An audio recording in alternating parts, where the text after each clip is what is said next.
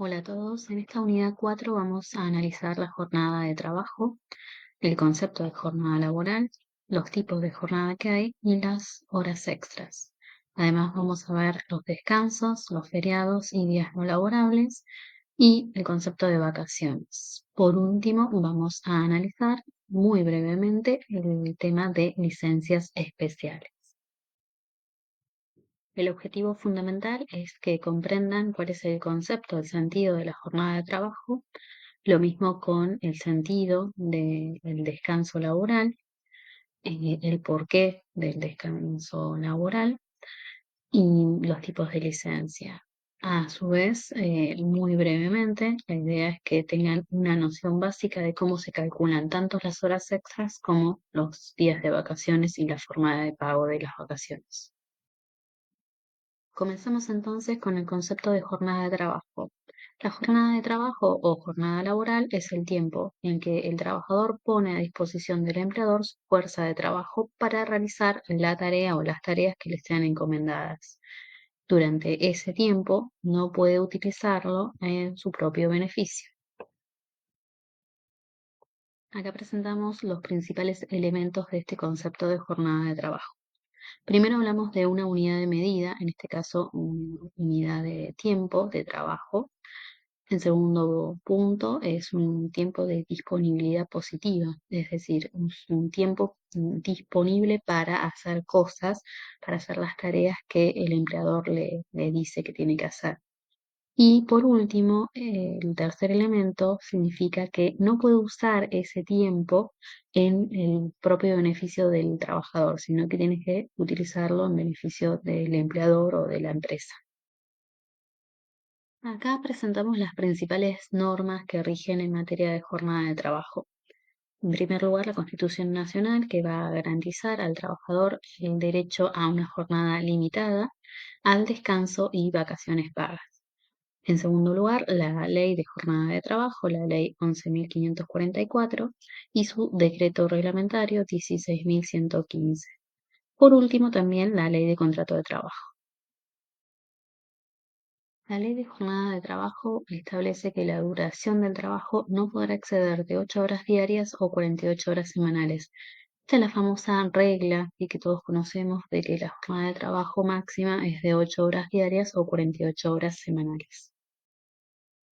Esta misma ley va a presentar ciertas exclusiones, es decir, actividades en las cuales no rige la ley de jornada laboral, que serían servicio doméstico, trabajo horario y lo que sería una empresa familiar. También en la ley se presentan ciertas excepciones que se refiere a personas que por su función en determinadas ocasiones podrían llegar a exceder el límite de la jornada laboral, como será el caso de directores, gerentes, del propio trabajador en casos de que tenga que colaborar por un peligro muy grave, sí que afecta a la empresa, entre otros. Ahora bien, el decreto reglamentario de la Ley de Jornada Laboral va a establecer lo que se conoce como distribución desigual de esas 48 horas semanales. ¿Qué significa? Que si en la semana se trabajan no todos los días la misma cantidad de horas, puede llegar a darse el caso que se trabaje una hora más durante la semana, es decir, de lunes a viernes se puede llegar a trabajar hasta 9 horas, siempre y cuando no se exceda en el total de la semana de las 48 horas y las tareas del sábado se terminen a las 13 horas. Entonces, si analizamos tanto la ley de jornada de trabajo como el decreto reglamentario, tenemos que la regla de jornada de trabajo máxima son 9 horas diarias o 48 horas semanales. O sea que se puede trabajar en la semana 9 horas, pero siempre que no se supere las 48 horas semanales. Cuando se superan los límites de la jornada máxima de trabajo, 9 horas en un día o 48 horas en la semana, el trabajador tiene derecho al cobro de horas extras. ¿Cómo que se pagan estas horas extras? Tenemos que tener en cuenta si son días inhábiles, es decir, feriados, sábados después de las 13 horas y días domingos. En ese caso se paga con un recargo del 100% en cada hora extra. En cambio, si son días hábiles, el recargo es del 50% al valor de la hora común. A su vez, un otro decreto que regula el tema de horas extras va a fijar topes máximos y de cantidad de horas que se pueden hacer en concepto de horas extras. En el día hasta 3 horas extras, en el mes hasta 30 horas y en el año 200 horas extras, no más de eso. Si se superan estos topes máximos de horas extras, el trabajador va a tener derecho al cobro de las horas extras que trabaje, pero estamos ante un caso de contrato de objeto prohibido, ¿sí? Está prohibido por ley de realizar más cantidad de las horas extras que estos topes máximos. Ahora bien, como habíamos visto, los efectos del contrato de objeto prohibido, los efectos son para el empleador, es decir, el empleador no debe exigirle a un trabajador que realice más horas extras de las indicadas por la ley. Pero estos efectos no afectan al derecho del trabajador, o sea, el trabajador va a cobrar esas horas extras, pero no puede seguir realizando más horas extras que los topes máximos fijados por la ley. Los tipos de jornada de trabajo son la normal diurna, que se da entre las 6 y las 21 horas, donde rigen los topes de 8 horas diarias y 48 horas semanales que vimos anteriormente. Después está la jornada nocturna, que se da entre las 21 y las 6 horas. Acá el tope máximo es de 7 horas diarias y 42 horas semanales. Y por último está la jornada insalubre, que en realidad es la jornada en un ambiente declarado insalubre. Es el ambiente el que hace que sea insalubre trabajar en ese lugar y por ende se reduce el máximo de la jornada de trabajo a 6 horas diarias y 36 horas semanales. Y además, en este tipo de jornada está prohibido hacer horas extras. Ahora bien, en cuanto a la retribución, se va a abonar lo mismo, ya sea que se trabaje en la normal diurna, en la nocturna o en ambiente declarado insalubre. Esto significa que si un trabajador eh, que trabaje de día cobra 1 millón de pesos, el mismo trabajador, sí, realizando la misma tarea en la jornada nocturna, va a trabajar 7 horas y va a cobrar también ese 1 millón de pesos. Lo mismo si trabajara en un ambiente declarado insalubre, realizando, por supuesto, la misma actividad. Esto significa que el valor hora va a ir incrementándose, es decir, el valor hora en la jornada nocturna va a ser un cachito más que el valor hora de la jornada diurna. El siguiente tema que vamos a analizar es el descanso laboral. El descanso de trabajo o descanso laboral es el lapso de tiempo en el cual el trabajador se encuentra fuera del ámbito laboral, dedicando dicho tiempo al reposo, a su recuperación psicofísica, a su tiempo libre, a esparcimiento, a estar con la familia, en fin, a realizar cualquier otra actividad por fuera de lo estrictamente laboral. Tenemos por un lado el descanso diario. Acá hay que distinguir entre pausa en el trabajo, ese pequeño tiempo que se da para el almuerzo, para la limpieza personal, que forma parte de la jornada laboral y por lo tanto es pago. Y después está el descanso diario propiamente dicho, que es el descanso entre una jornada laboral y el comienzo de la siguiente. Y obviamente este descanso es para la recuperación psicofísica del trabajador, para que pueda dormir, estar con su familia, realizar otras actividades. El tiempo mínimo de descanso diario es de 12 horas, entre que finaliza una jornada de trabajo y comienza la siguiente jornada laboral. Después tenemos el descanso semanal, que es el lapso de tiempo que va desde el sábado a las 13 horas hasta las 24 horas del día domingo. Ese tiempo es para también recuperación psicofísica del trabajador y realizar cualquier otra actividad no vinculada justamente con el ámbito de trabajo.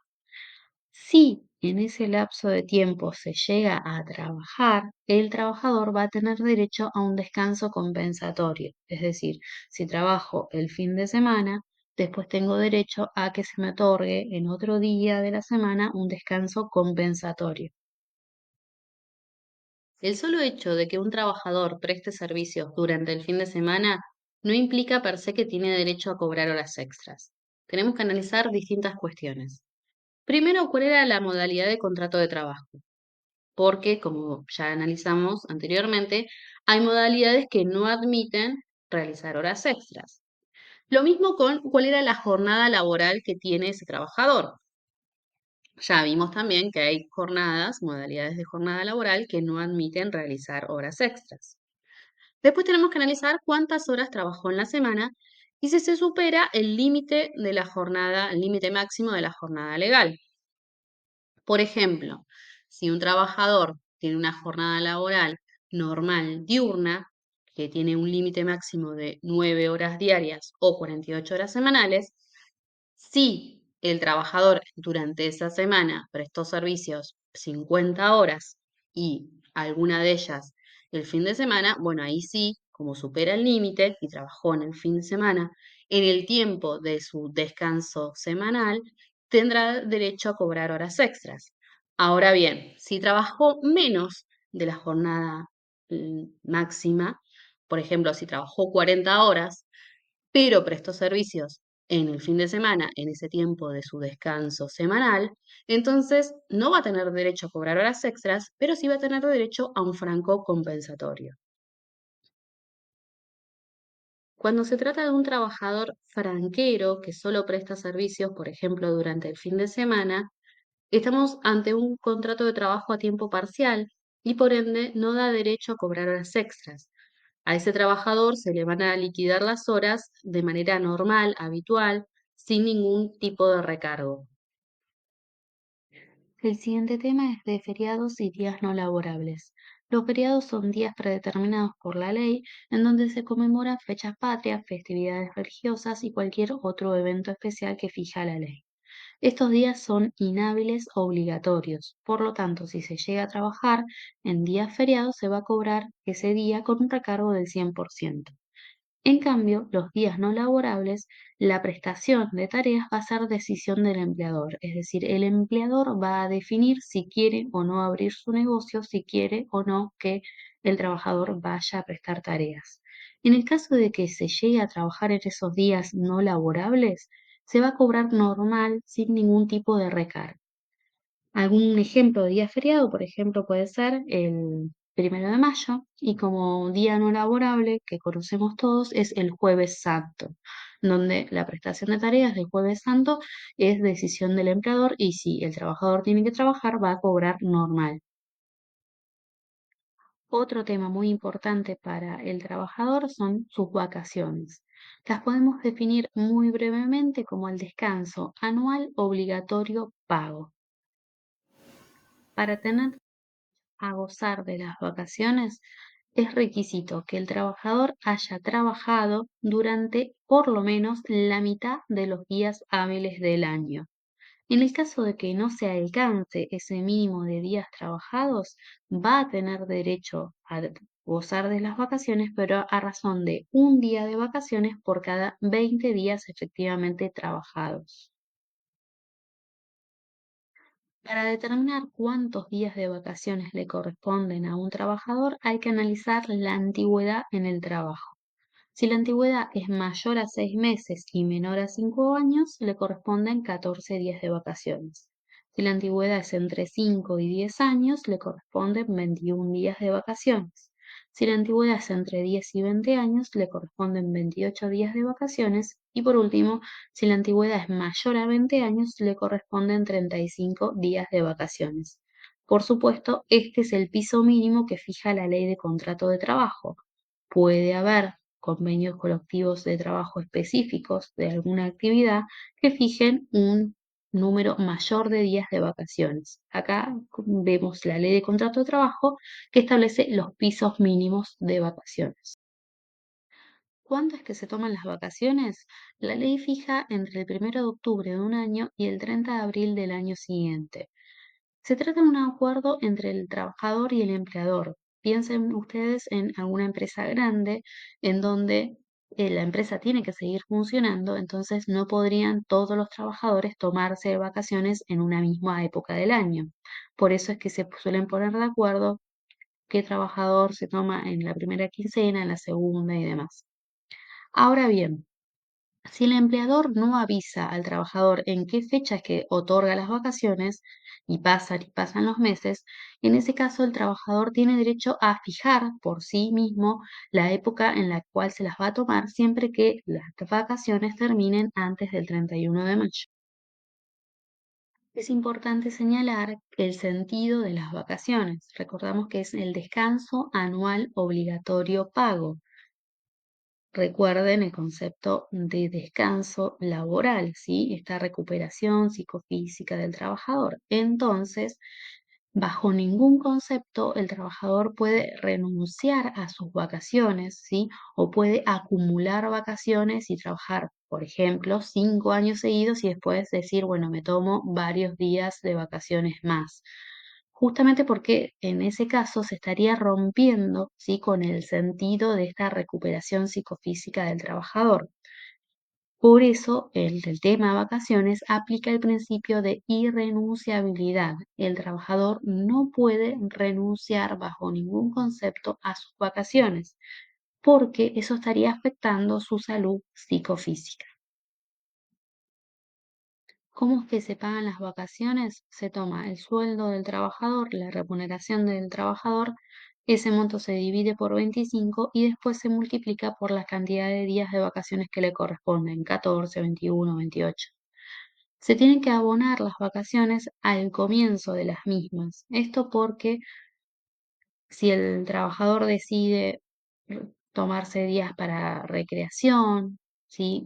Ir al cine, ir de viaje, va a tener necesariamente mayores gastos. La idea es que justamente tenga un dinero extra con el cual contar para poder afrontar esos gastos que tiene y poder disfrutar precisamente de esos días de descanso.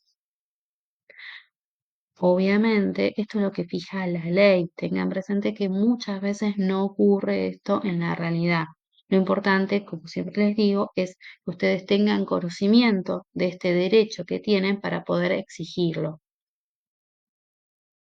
El último tema de la unidad son las licencias especiales. Las licencias son días que prevé la ley de contrato de trabajo para ciertos hechos o circunstancias especiales, donde el trabajador va a gozar de su remuneración a pesar de no encontrarse a disposición del empleador para prestar servicios. En la ley de contrato de trabajo vamos a ver ciertas licencias especiales, son poquitas. Ahora bien, tengan presente el convenio colectivo de trabajo que puede aplicarse a la actividad, que puede fijar o bien más días de licencia o bien fijar otras licencias especiales. La ley de contrato de trabajo en el artículo 158 fija cuáles son estas licencias especiales. Nacimiento de hijo, 2 días. Matrimonio, 10. Fallecimiento de cónyuge, concubino, hijos, padres, 3 días. Fallecimiento de hermano, 1 día. Y por último, para rendir examen en enseñanza media o universitaria, acá también agregamos terciaria, 2 días corridos por examen y hasta un máximo de 10 días dentro de cada año calendario. En este último punto es importante tener presente, primero que hablamos de enseñanza media o universitaria, no hablamos de enseñanza primaria porque el trabajo infantil está terminantemente prohibido.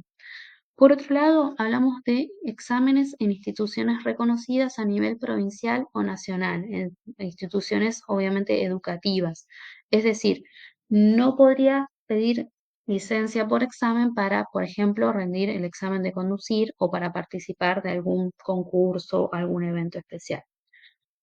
Y por último, es importante que tengan presente que estos días de licencia en donde el trabajador se ausenta de su trabajo, por estas circunstancias especiales, estas licencias son pagas, es decir, el trabajador va a tener derecho a cobrar, ¿sí? Los días que se ausenta por estas licencias especiales. Y para calcular cómo es que se pagan las licencias, se aplica el mismo régimen que las vacaciones, es decir, la remuneración dividido 25 por la cantidad de días que le corresponden por cada licencia.